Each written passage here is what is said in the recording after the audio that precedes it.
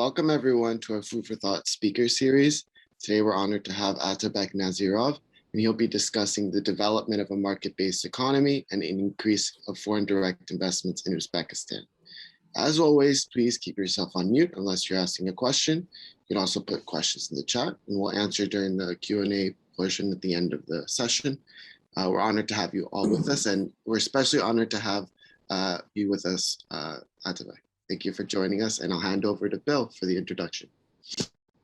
So welcome, everyone. It's great to see some of you who have been with us for much of the last almost 2 years now of these weekly sessions, and urge you to go to our website, Food for Thought, EMPA Food for Thought, easy to Google, and you'll see a really great and impressive collection of speakers and sessions that we've held over the past 2 years. And it's really been a great resource for us in terms of introducing new students to SEPA and the EMPA program and the Picker Center and Columbia University and the United States, and for academics and researchers who are interested in the cutting edge issues of not only public sector management and policy, but cross-sector partnerships. And I'm particularly happy to have Atabek with us today because he really has a career that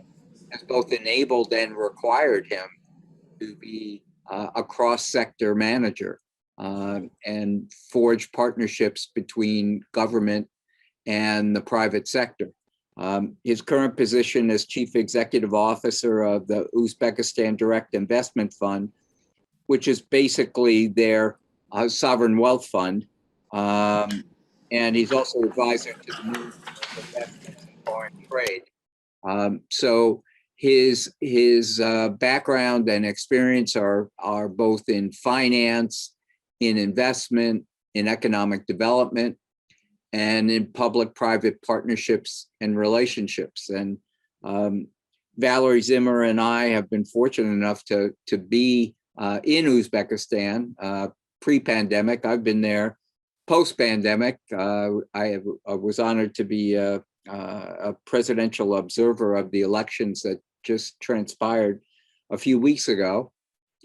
Free and open elections that received a lot of international praise and recognition for a movement from a history that has had there've been many different iterations of government in Uzbekistan, but today it's very much a democratic federal society, and one that has really emerged on the world stage. In particular, most recently, Uzbekistan was a huge help to the United States in the withdrawal of American troops from Afghanistan, and Uzbekistan shouldered a tremendous responsibility in terms of helping people who decided to leave Afghanistan, and they helped resettle them both in Uzbekistan and around the world. So very important country, great history, and we've known Atabek for several years now, and we actually have a memorandum of understanding between ourselves, both Picker and SEPA and Columbia University, and various agencies in the Uzbek government to promote economic development and higher education. So Atabek, thank you so much for joining us today. I'm going to mute myself as well, and the floor is yours. And as I mentioned earlier, we stop promptly at 1 p.m. So thank you very much. The show is yours. Thank you very much, Professor Emeki, for such a detailed and insightful introduction. It is an honor for me to be with you today and with your colleagues, with the audience, and be able to speak from Tashkent live about the challenges, opportunities, and all other dynamics that's taking place in this part of the world. you rightly mentioned, I have joined Uzbekistan government to support the reform program that was initiated by His Excellency, the President of Uzbekistan, Shavkat Miramonovich Mirziyoyev, about 3.5 years ago. And this is at the moment now my third role with the Uzbekistan government. My first role was as a Deputy Minister of Deputy Minister of Innovation. Then I worked as a Deputy Minister of Education, responsible for financing. For 2 years, I was leading Capital Market Development Agency when Colombia, and we signed a memorandum in 2019 when we visit New York. And now my most recent job is heading up the Direct Investment Fund, which was recently established. If you permit, Professor Emiki, I would like to start maybe briefly on the overview of Uzbekistan kind of macroeconomic situation for the benefit of the audience, for those who probably might know not much. If I will mention things that audience already knows, forgive me, but I think it would be a good place to start. After that, I will talk briefly about key reform programs that were progressing in Uzbekistan, reforms focusing on spectrum of industry, spectrum of social life, and key priorities for Uzbekistan. I will speak briefly about the fund, about the objective of UZDIF, which I'm heading up, and how we're planning to stimulate growth in the economy, movement towards market-oriented economy, and how we can be potentially of assistance or service to our partners.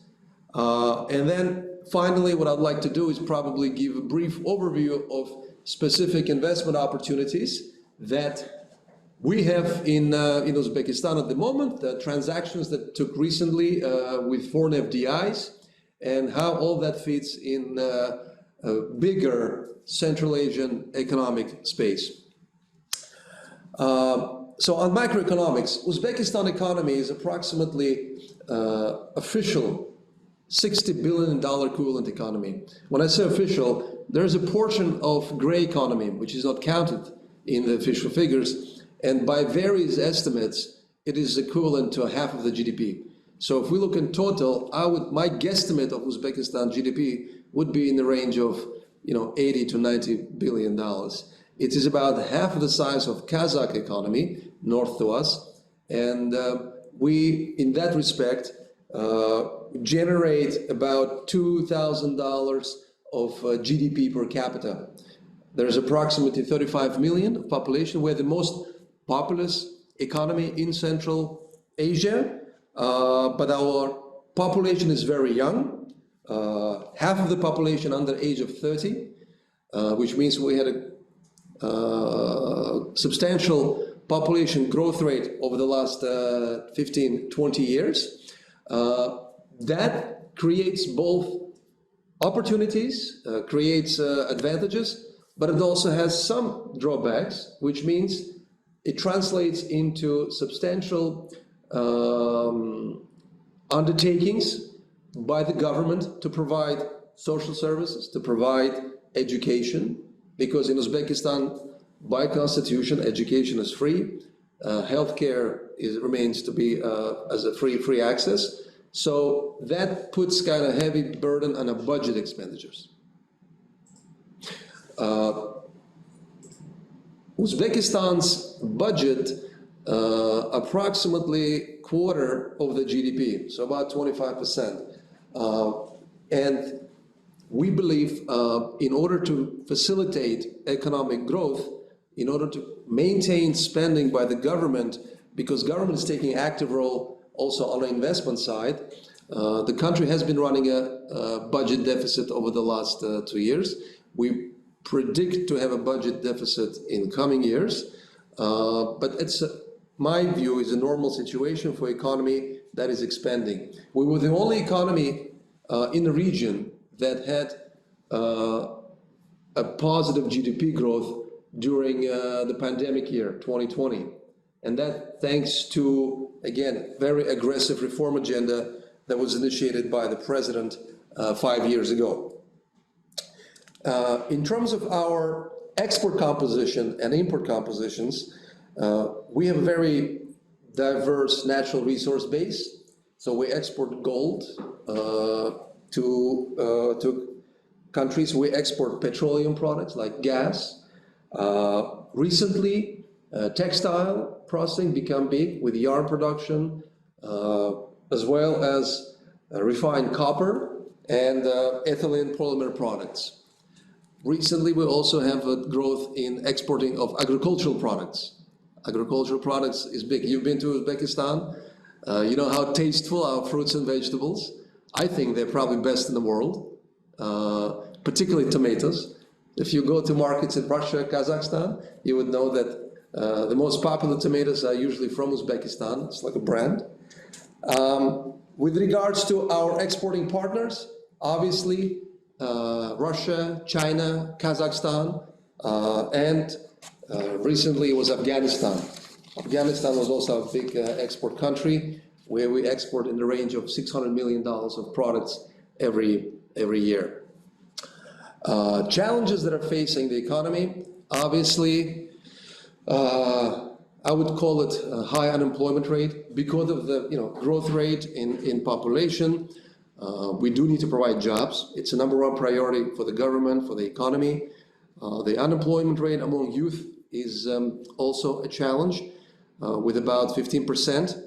And the inflation rate currently at approximately 12-13% is also a challenge, but the central bank is together with the Ministry of Finance maintaining prudent policy to control inflation, which with a refinancing rate of the central bank at 14% to kind of maintain the money supply. With regards to reforms, I'd like to mention priority areas for Uzbekistan government, which we have focused over the last 5 years. The reforms were focused on things like improving state and society, rule of law and judicial system, economic development, reforms in social policy, as well as security, religious tolerance and freedoms, and foreign policy. For those who did not know much about Uzbekistan until recently, I'll have to tell you, the last 5 years, country has done, I would say, fantastic job in terms of reaching out to the neighbors. The #1 foreign policy objective for the current government and for our president was to establish good relationship with our immediate neighbors, to establish good relationship with neighbors so that we can facilitate trade and economic activity as well as investments. That's been the paramount of the foreign policy. With regards to economic policy, one thing we should probably know about Uzbekistan, it was probably until 5 years ago, until 6 years ago, one of the few countries in the post-Soviet world who have still maintained a very tight grip on economic activity in general, particularly when it comes to strategic industries, when it comes to industries such as energy, industries of the oil and gas, telecommunications, transport infrastructure. We have had state-owned enterprises who had played a big role and continue playing a big role in dominating portions of the economy. Sectors like SME, agri-sector, services, portion of the banking sector, they were more or less had maintained a competitive landscape with a lot of private sector play. But even in the banking sector, we still at the moment have about 85% of the banking sector controlled by state banks. Now, these are sort of a legacy matters, legacy issues that have been inherited by the government of the President Shavkat Mirziyoyev. And the key objective was, how do you try to transform a state-dominated economy into a competitive, market-driven economy? and looking at, let's say, examples of Eastern Europe on one hand, look at example of Russia, you would have various results. You know, you've had cases like voucher privatizations in Russia, which have created a group of oligarchic structures who have had that obviously strong say in the economic activity.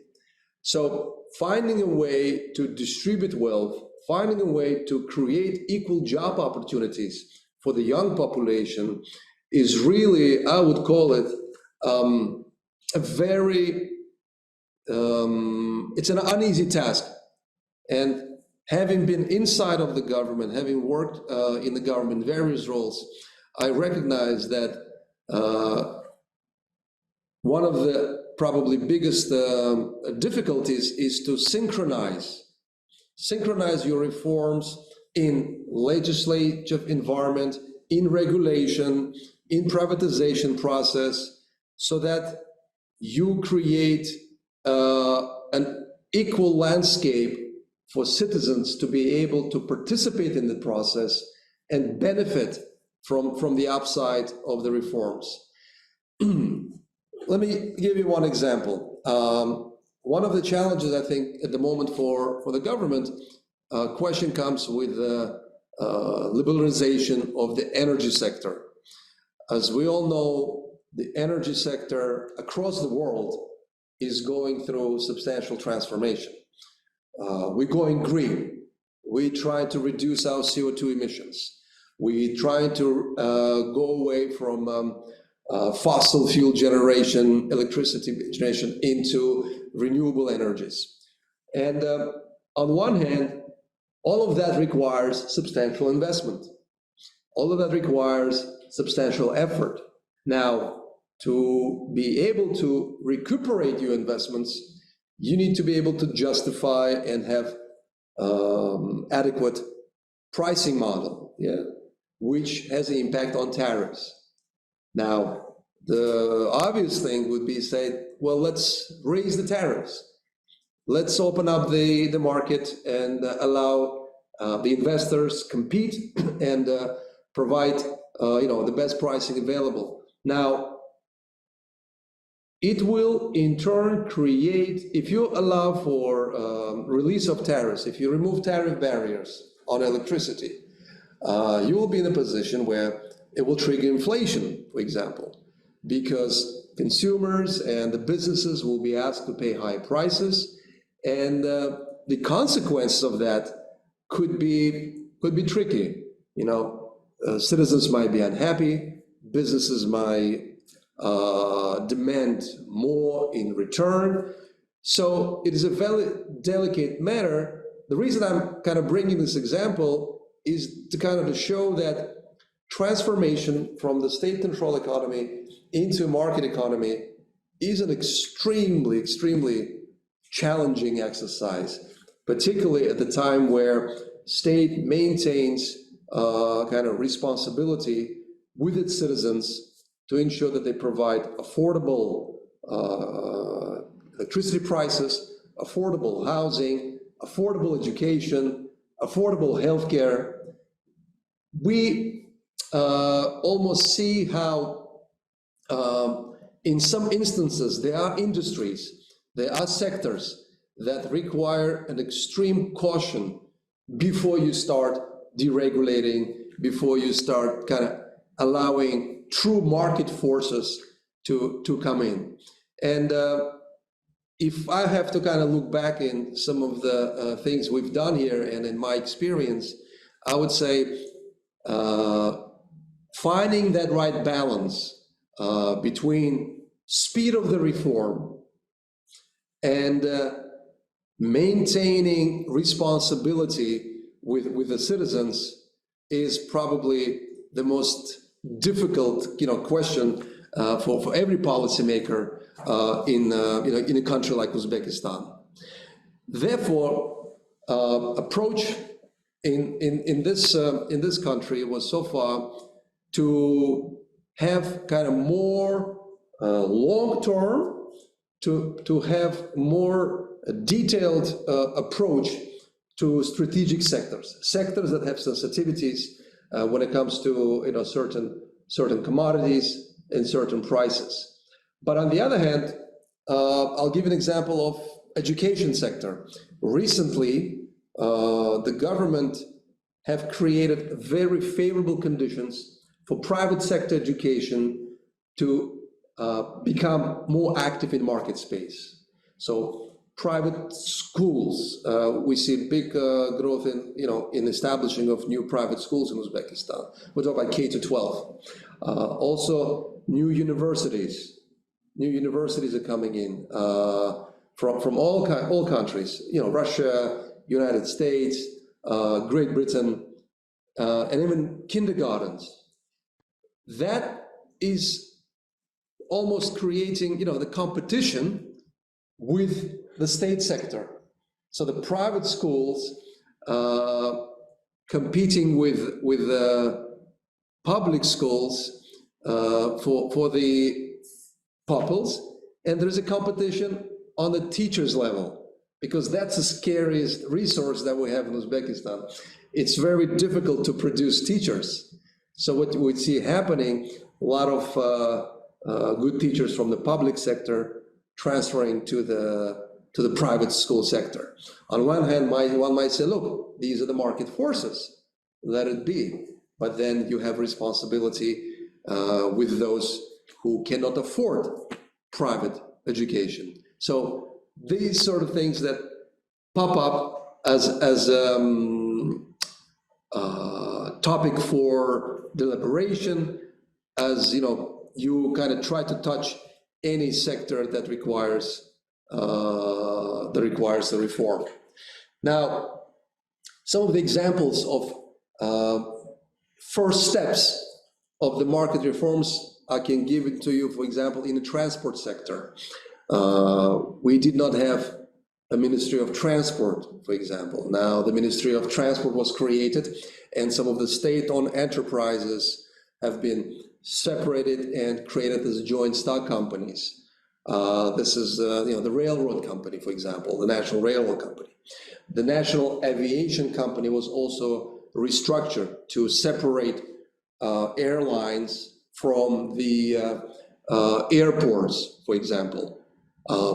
Another example is restructuring of the energy sector and energy company. We've created a Ministry of Energy, which did not exist before, and the enterprises that were involved in energy business now have been also split. We have a company that now generates energy. You have a company, separate state-owned company, that responsible for transmission of electricity. And then you have a company that is responsible for the distribution. So these are very kind of measured, careful steps that the government's taking place in strategic industries to ensure that reforms do not result in do not cause unpredictable results. But on the other hand, you have issues of efficient management. So how do you make sure that these enterprises now efficiently managed by the responsible people? And with your experience, Professor Emeki, you've seen this in other countries of the world. We've talked about this before. It is probably one of the main obstacles, or maybe even the opportunities that you need to impose as you manage a state-owned enterprise, to align the interest of the management with the efficiency of with the efficiencies made by operating the company. Now, so what the government has done, particularly to help the citizens, to help the businesses to withstand the reform programs.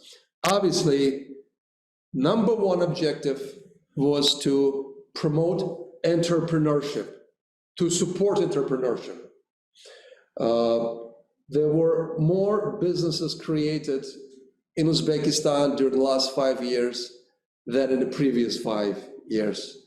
So the spirit of private entrepreneurship has been stimulated massively by this government. Things like prohibition by state to go in and do arbitrary checks of companies, like tax inspections,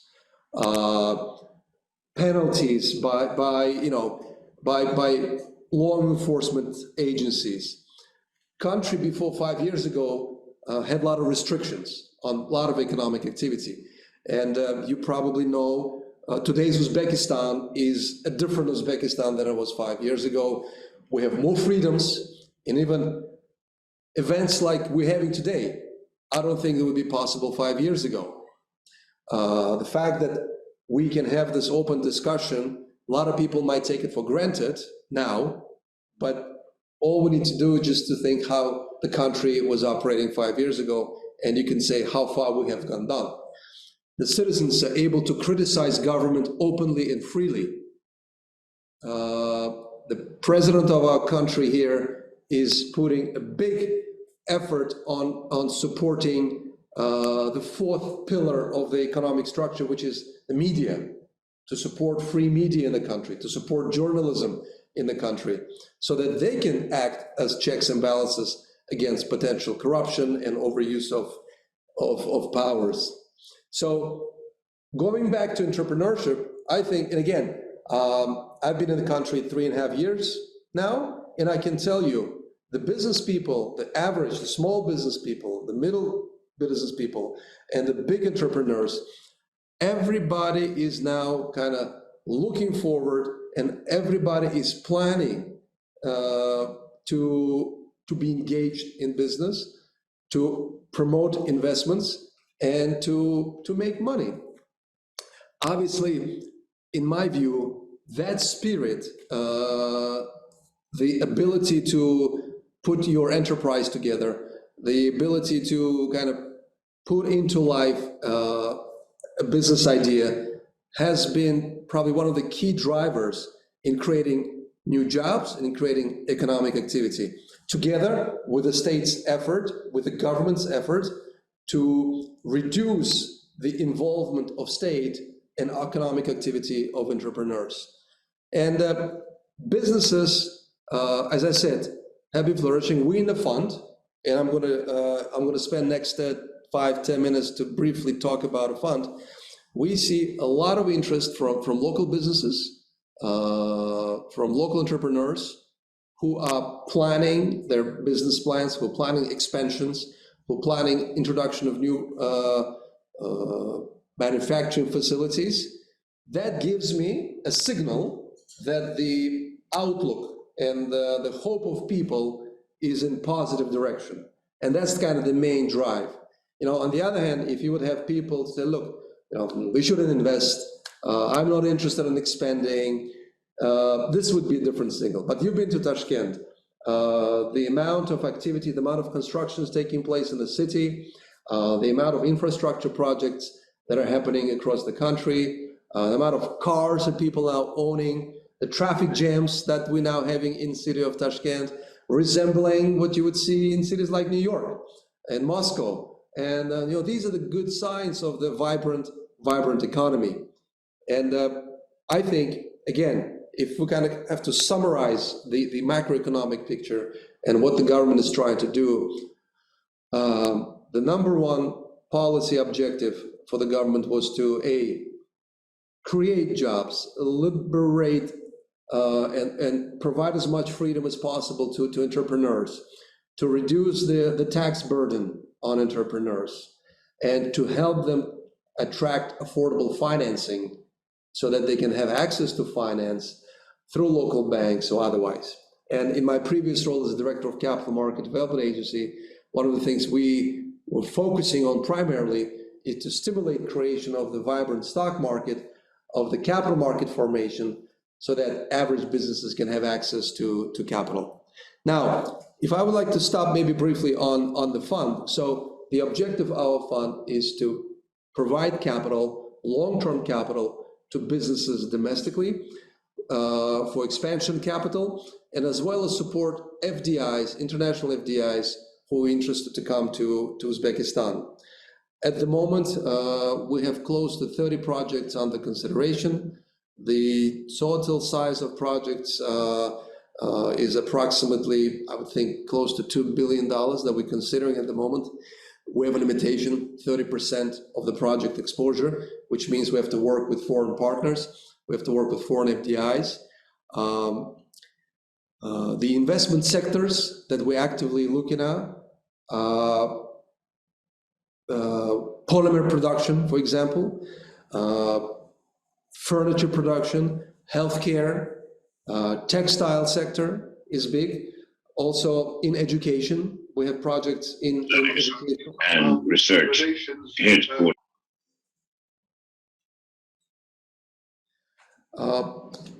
And I think, there's a similarity, what we have to, one single thing that brings all the entrepreneurs together, it's the rush and how quickly they want to implement projects. So my problem now is capacity within our fund, is the people.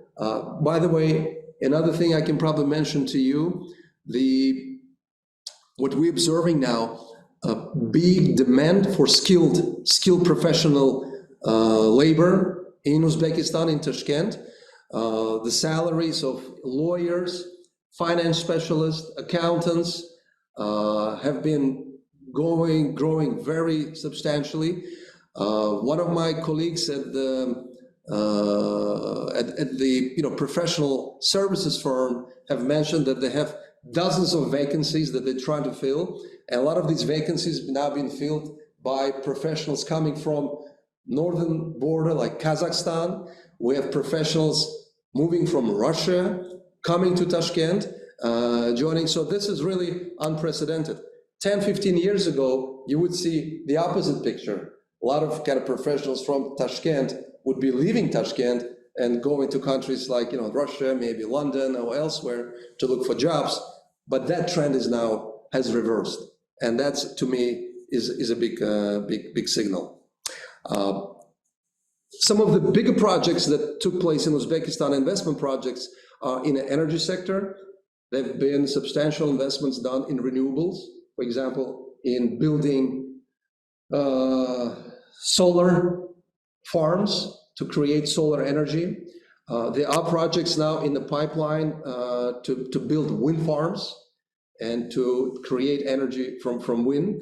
I think the President Mirziyoyev and the government has made public commitment to create more energy from sustainable, from the renewable sources. And we can see that being really a substantial area where the opportunities will arise. Uzbekistan at the moment produces 80% of the energy from natural gas, from burning natural gas, from burning coal. We have about 10% of the energy resource coming from hydro resources. But I think going forward, the main focus of investment activity will be through renewables. Another area for investments is obviously manufacturing. Uzbekistan, as a policy, conducting a view that we must be doing a lot of work in promoting manufacturing industry, automotives, for example, polymer production I mentioned, producing petrochemical products, using natural gas instead of burning it to produce into polymer products. And obviously agri-sector, really untapped potential. We're currently exporting approximately, I would say, $1 billion worth of agricultural products. And the possible target for us is to increase it by tenfold and to produce more value-added agricultural products made from fruits and vegetables. So I can go on and on, but Professor Emiki, let's, as you suggested, stop here, and maybe better to give yourself or your audience an opportunity to ask questions. I'll be happy to answer to the extent possible. Well, thank you so much. A great presentation, so many questions, so much to discuss. As you know, I've been there several times. I love the country. I love the people. The potential is enormous. I have many questions, and I'm sure others do too, but let me start it off. I understand, as many countries in your position struggle with the transition from a state-dominated economy to a more free market. And I know you and the administration there have been committed to this for several years. It's difficult, as you say. I've always thought that the banking sector might be the one that might be a combination of easier to do and more bang for the buck and more likely to generate investment from abroad rather than ownership from abroad. You know what I mean? Because banks can facilitate other investments. Yes. What are your thoughts about that, and what are the president and the legislature's thought about liberalization of banking and where that fits on your priority list? Spot on, Professor Emiki, as always. The banking sector in Uzbekistan, in terms of the asset sizes, is approximately 60% of GDP, I would call it. It's not too big, but it's not too small. And as I mentioned earlier, comprised 85% of those assets by state-owned banks. But what has happened over the last 2-3 years, number one, the government had developed a banking sector reform strategy, which focuses, as you said, number one, of transformation of banks. Number one, try to make it more effective. Privatization of banks, of state-owned banks. And number three is liberating the banking sector so that we can allow more licenses to be issued, for example, and to provide for more services, within the banking sector, including fintech. One of the recent examples is the OTB Bank from Hungary has almost completed acquisition of the state-owned bank in Uzbekistan. The deal has been announced. I think it's in the process. We have also concluded several financing agreements with the international financial organizations, IFC and EBRDs, to provide them so that they can provide financing linked to the privatization. Yeah. Also, the licenses have recently been issued to new foreign banks. For example, the TBC Bank from Georgia, it's one of the biggest banks there, listed on the London Stock Exchange, now operates in Uzbekistan. We have Kazakh Bank, who received a license a couple of years ago and now operates in Uzbekistan. And I believe this trend will continue. Privatization is absolutely a must in the banking sector. Government will probably end up owning few banks, maybe those particularly that are responsible for development, and the banks that could provide development financing to the regions that are important for the country and to the businesses that are important for the country to create economic activity. But the goal ultimately to reduce the government's role in banking sector to the minimum. And the country is on that path. Just one quick follow-up, and then I see Miko has his hand up. What about like the you mentioned fintech? What about I know General Motors has a big footprint in Uzbekistan. Are they permitted? Do they provide financing for people who want to buy a car, or do they have to go to a bank or pay cash, or how does that work?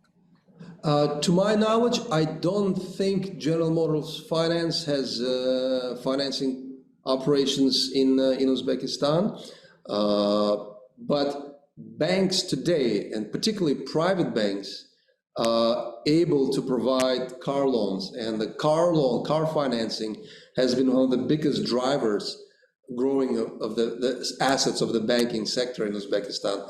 I mentioned earlier that we see more and more traffic jams in Tashkent, and that thanks to ability of banks to provide car financing. Thank you. You're welcome. All right, Mr. Nazirov, thank you for taking the time to for this presentation, especially given the time that it's almost going, I guess, 11 p.m. over there in Tashkent right now. So thank you for staying with us. A little bit of a longer question, so just bear with me. It's kind of a threefold question. It a little bit builds on what Professor Emiki was saying, but I was kind of wondering,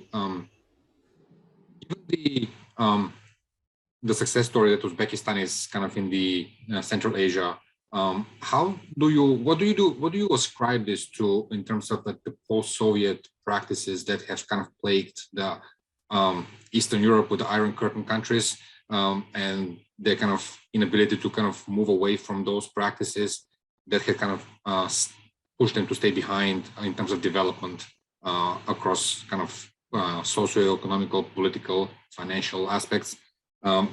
Sorry, can you repeat? I missed your first part of your first couple of words of your question. Can you repeat the question? What was kind of, in your opinion, or what pushed Uzbekistan to kind of into the democratization process in terms of like post-Soviet kind of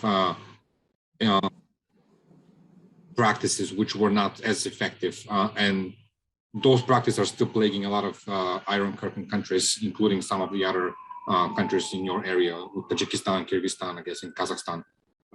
So kind of what was the democratization process? Also, in terms of social policies, you mentioned that the growth of the population in Uzbekistan. What are some policies or kind of reforms that were put in place to kind of to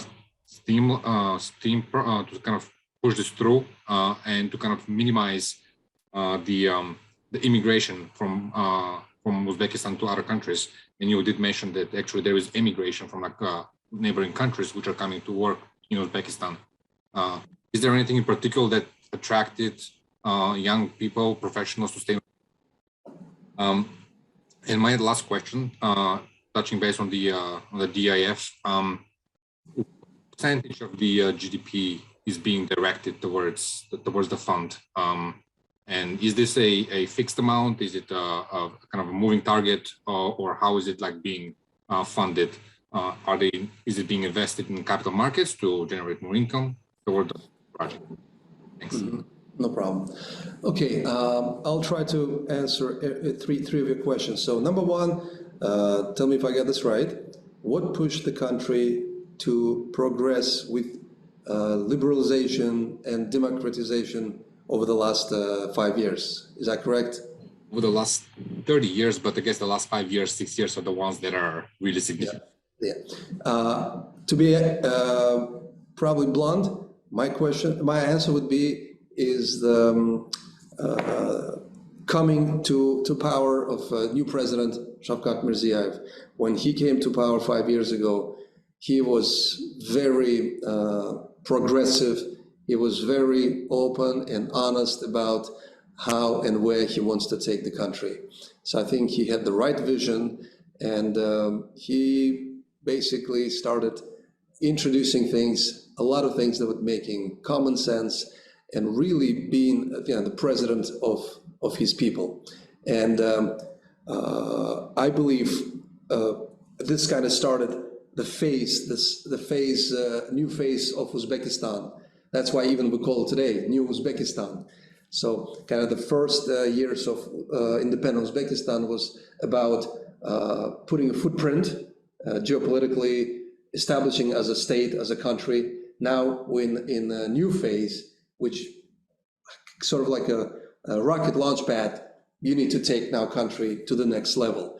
And the fact of what is happening around the world in terms of progress and technology in all the kind of sectors is forcing more so that we in Uzbekistan can roll our sleeves and do best we can to sort of catch up with the rest of the world. It is difficult because of the location. It's double and locked.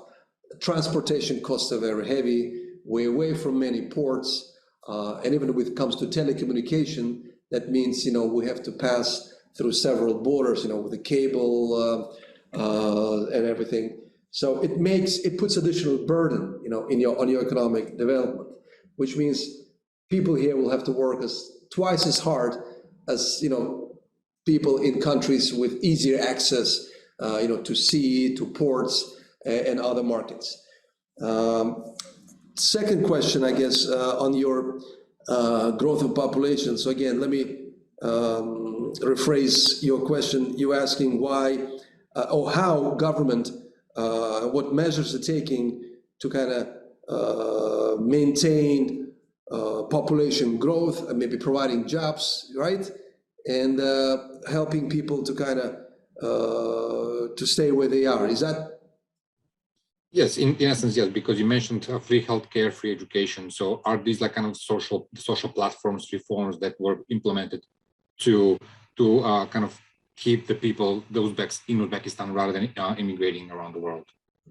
Look, these are things that embedded in the constitution, free healthcare, free education. This is is part of the constitution of Uzbekistan. It's always been. The fact that you see the kind of growth in population, there might be kind of twofold. People very family oriented in Uzbekistan, very close family ties, and starting a family. When you a male or female turn into an adult age is kind of a normalcy. This is something people are accustomed to do. Yeah. Now. The government, when we talked about immigration and reverse immigration, I think there's big demand for skilled labor. So that's why the skilled labor is scarce. But when we talk about unskilled labor, I would say there is less, of that. And we do see a lot of people traveling to other countries when, they seek jobs. Russia is an obvious destination, Kazakhstan to the north.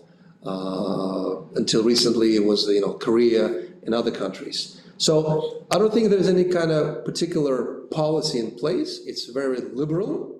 People are free to choose where they want to go and how they want to go. By the way, Uzbekistan had introduced free visa regimes to close to 70 countries over the last 2-3 years, and that had stimulated a lot of tourism activity. Unfortunately, because of COVID, some of the things had to be adjusted. But think of cities like Samarkand, Bukhara. These are pearls of the civilization in Islam, for example. And a lot of tourism activity was stimulating economic development of tourism as a specific and separate economic sector, which has been very vibrant. And it's now picking up again. Hopefully, it will continue to do so.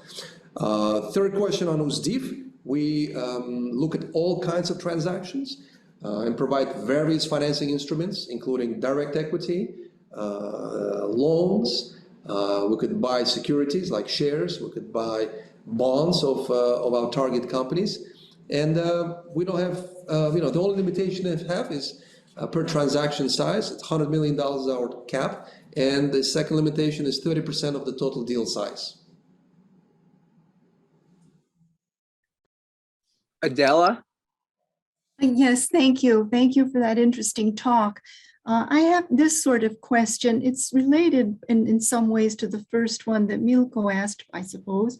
But it's this. It sounds like there's such a sort of eruption of all this entrepreneurial activity and so on.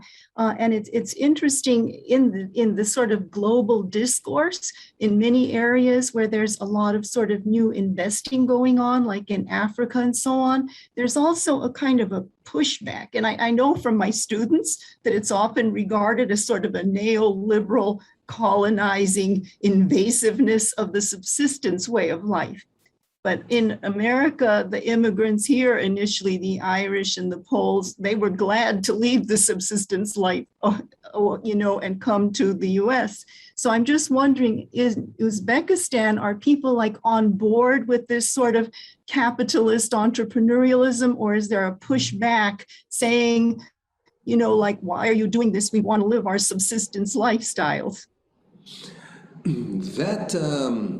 that is a very good kind of observation, a question. And I think you would observe different feedback, different opinion, depending who you talk to. In a society which is kind of what we still call post-Soviet meaning post-socialism, where you've had, values that were around some greater good, greater good meaning greater good of the state, and a lot of people will have to kind of give up the individual liberties, and it was not good to be entrepreneur, it was not good to be, trying to make money because you had to be a minimalist. And obviously, I think, to be honest, it's probably a bigger debate when it comes to what do we actually perceive as a capitalist model. On one hand, you have the United States or countries like Japan that have utmost freedoms, but then you have socialist countries, maybe close to, like Norway or Finland or others, who have came to where they are through some sort of evolutionary process. Unfortunately, here you didn't have that. You had a mega country like Soviet Union, which collapsed, and now instead of that, you have different republics who are trying to build their own economic models, having what they have as a legacy on infrastructure, on educational level, values. So it is an incredibly difficult job to try to find a path where you can make happy, the entire population. There will be those who will feel, look, it's not easy, and I'm not ready for a pure capitalistic relationship. And there will be those who will say, look, I'm on the opposite. I want to take full advantage of the capitalists. So the role, in my view, of the state, and what this government is doing probably extremely well, is trying to give opportunity and take care of both spectrums. So those who do need to be taken care of are offered that opportunity, but that puts a lot of burden on the state financially. So that's why, we're running a budget deficit. That's why state continue taking role on providing for those who need it, providing even economic activity in some of the regions that could be forgotten, right? If you leave everything to market to decide, the outcome might be very unpredictable. So I think on one hand, it is sort of every step you make, every decision you take, will have implications, particularly on the policy level jobs. But we, as I said, as a country, and the vision of the president, the vision of the government was that we do need to think of people first.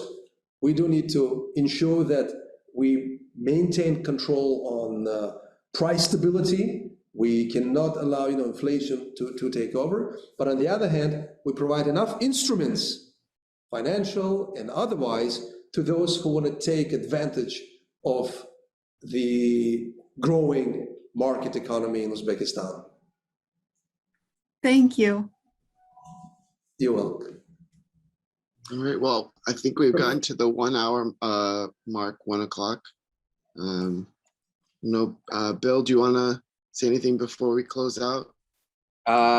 Well, Atabek, thank you so much. I wish we had 2 hours today. That would take me to the midnight. It would be difficult, but Gotta go home and have dinner. But just one last observation from my side. Adela's question and Miko, same theme. The other side of all this is that pre-Soviet, Uzbekistan has a long entrepreneurial history.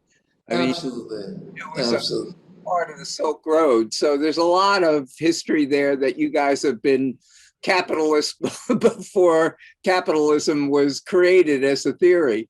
So I think I have always felt visiting there that there were so many similarities to my youth and how I grew up. We do have a lot of public institutions and schools, and there is a, there is a modern tradition, at least in the U.S., of Franklin Roosevelt, and that government should play a role, but also a very strong tradition of people having the opportunity to make their own way.